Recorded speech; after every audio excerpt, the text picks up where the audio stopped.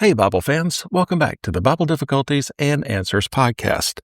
I'm your host, Lance Smith, still wading through the cosmic deep end of life's big theistic questions. We're in week 4 of our 20-week Sunday series, unpacking J. Steve Miller's Faith That's Not Blind. If you haven't grabbed this book yet, it's on Amazon, cheaper than a fancy coffee and twice as enlightening. Snag it to keep up. Show notes have the link and more brain-tickling goodies. Last week, we dove into contemporary miracles, stories that hit like a plot twist in a Netflix thriller. Today, we're chasing special knowledge and spiritual encounters, those eerie moments where someone knows something they shouldn't, like a divine DM sliding into your brain. Buckle up for some wild tales that'll make your spine tingle like a ghost story at a campfire. Let's kick things off with a story from J. Steve Miller's Inner Circle, straight out of Faith That's Not Blind, page 35. Picture a history professor with a need for speed, tearing down a rural road at over 100 miles per hour, engine roaring like a lion at a rock concert. Suddenly, a voice from the back seat barks, "Slow down!" He checks, nobody's there. Then, tug. Something yanks his shirt collar, like an annoyed mom corralling a toddler. Again, slow down. He hits the brakes just before cresting a hill, only to spot a stalled fruit truck in one lane and a semi barreling down the other. Had he not slowed, he'd have been choosing between a ditch or a fruit salad disaster. This guy's no nutcase. He's got a master's degree and isn't prone to hearing phantom voices. Miller, who knows him well, gives the story an 8 out of 10 for credibility, solid as a brick wall.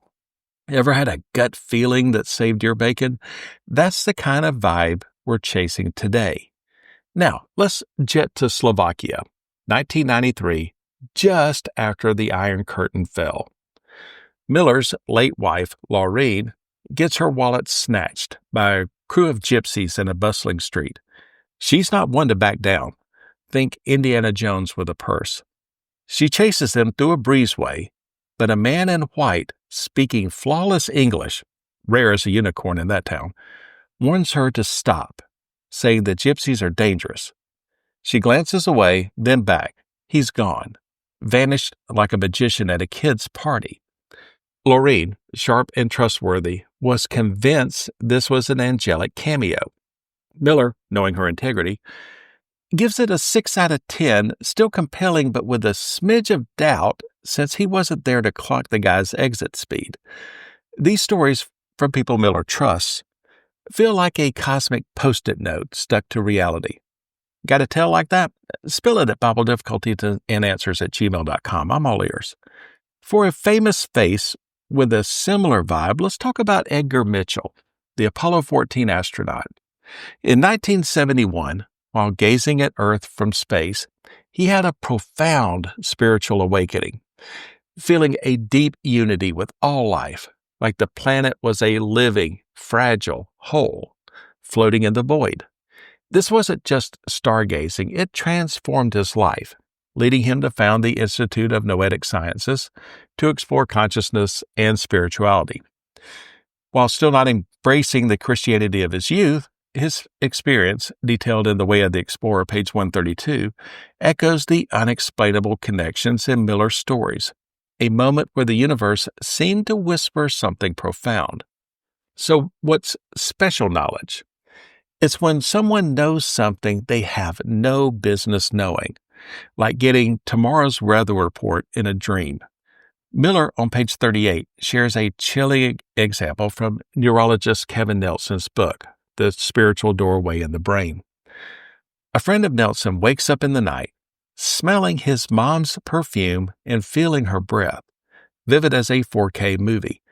Turns out, she died that exact moment, halfway across the globe. Nelson, a skeptic, tries to chalk it up to brain tricks, like the mind cooking up smells. But come on, the timing? That's like hitting a bullseye blindfolded from Mars. Miller leans toward a spiritual trigger, maybe what Raymond Moody calls a shared death experience. and glimpses of eternity.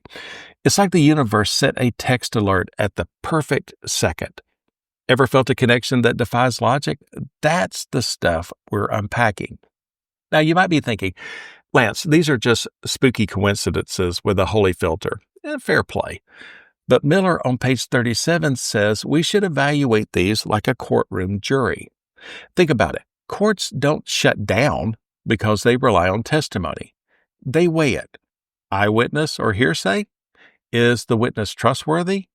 Any motive to lie? If someone's reluctant to share, like folks with near-death experiences who don't want to sound like they're auditioning for a sci-fi flick, that bolsters their cred. Miller's professor friend? No reason to make it up.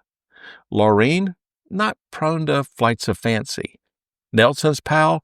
The timing's too wild for a brain glitch. And Mitchell? An astronaut with a front row seat to the cosmos, isn't exactly prone to wild fantasies. It's like finding a winning lottery ticket in your couch cushions, too perfect to dismiss. Let's talk evidence weight. Miller, on page 36, rates these stories based on trust.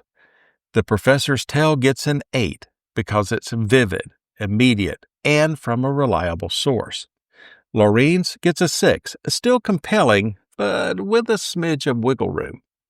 A secondhand story from a stranger, maybe a 1 or 0, like a Yelp review from someone you don't trust.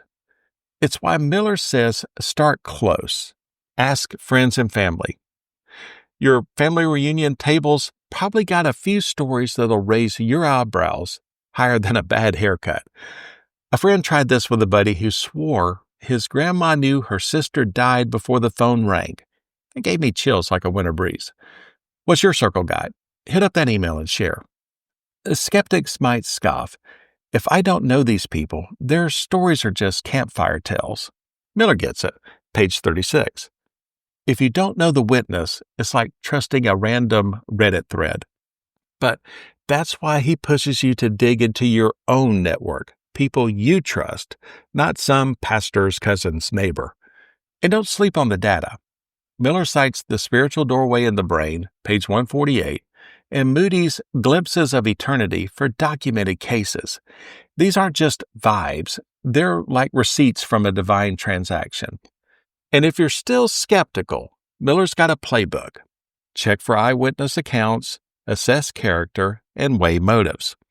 It's like being a detective, but instead of a magnifying glass, you're wielding trust and logic. Let's zoom out.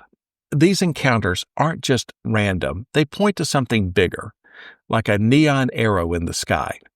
Romans 1:20 from the New Living Translation says, through everything God made, they can clearly see His invisible qualities, His eternal power and divine nature. Could these moments be divine breadcrumbs? Miller's stories from pages 35 to 38 and Mitchell's cosmic awakening suggest a reality where spiritual nudges break through, like a radio signal cutting through static. I'm not saying every weird feeling's a hotline to heaven, but when the timing's this tight, it's like God's playing chess while we're stuck on checkers. Next Sunday, episode 5 kicks off a cosmic blockbuster, the beginning of the universe. We're talking Big Bang, fine-tuning, and why there's something rather than nothing. Mind-bending stuff that'll make your brain do cartwheels. Don't miss it. Grab Faith That's Not Blind on Amazon. It's a steal, like finding a 10 spot in your pocket. Check show notes for Miller's book, Nelson's The Spiritual Doorway in the Brain, Moody's Glimpses of Eternity, and Mitchell's The Way of the Explorer. They're solid as a granite countertop, not like my shaky DIY projects. Got a story or question? Drop it at BibleDifficultiesAndAnswers@gmail.com or comment on our Facebook page. I read everyone. Share this with a friend who loves a good mystery. And toss us a 5-star review on Apple Podcasts, Spotify, Podbean, YouTube, or wherever you listen. It helps spread the word. All episodes are at BibleDifficultiesAndAnswers.podbean.com. Perfect for a deep dive. I'm Lance Smith, wishing you good luck, good health, and God bless. So long, everybody.